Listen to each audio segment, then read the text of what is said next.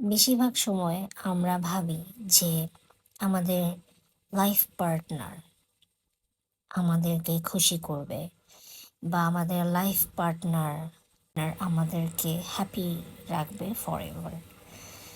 এই কনসেপ্টটা অনেক ভুল, কারণ যে নিজেকে হ্যাপি রাখতে পারে না তাকে কেউ হ্যাপি রাখতে পারে না।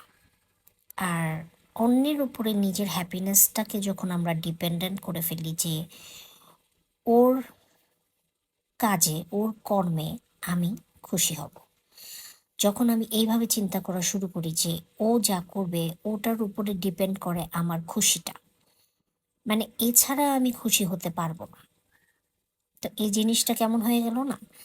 ব্যাপারটা কিন্তু হয়ে গেল যে ওর হাতে আমার রিমোট।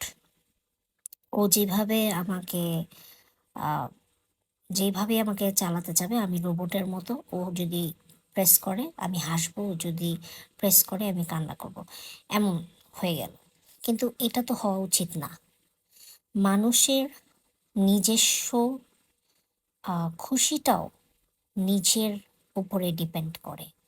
একটা মানুষ যখন অন্যের উপরে, যতই আপনার পার্টনার হোক, সে আপনার হাজবেন্ড হোক, আপনার ওয়াইফ হোক, ওর উপরে যদি আপনি ডিপেন্ড করে হাসি আর কান্না, এটা ডিপেন্ড করে, এই ইমোশনসগুলো ডিপেন্ড করে, তাহলে আপনি জীবনও খুশি হতে পারবেন না, জীবনও শান্তি খুঁজে পাবেন না।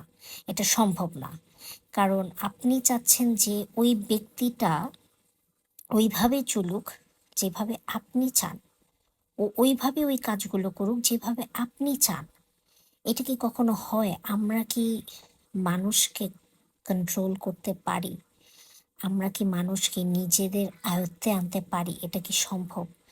মানুষ স্বাধীন চেতা, মানুষ নিজের স্বাধীনতা আছে, যেভাবে চিন্তা করবে, যেভাবে কাজ করবে, এটা প্রত্যেকটা ব্যক্তির আলাদা আলাদা স্বাধীনতা আছে। তো কখনোই আরেকজনের উপরে ডিপেন্ড করে নিজের খুশি বা নিজের শান্তি কখনোই আরেকজনের উপরে ডিপেন্ডেন্ট হবেন না। এতে করে আপনার লাইফে কোনো দিন আপনি খুশি থাকতে পারবেন না। আর দেখা যাবে যে আপনার কাজে কর্মে সব কিছুতে আপনার বাধা সৃষ্টি হয়ে যাবে। তো যতই আপনার লাইফ পার্টনার হোক না কেন, আপনার সারা জীবনের জীবনসঙ্গী হোক না কেন, চেষ্টা করবেন যে জীবন সঙ্গীকে পার্টনার হিসাবেই দেখতে, মানে ওনাকে আপনার আলাদা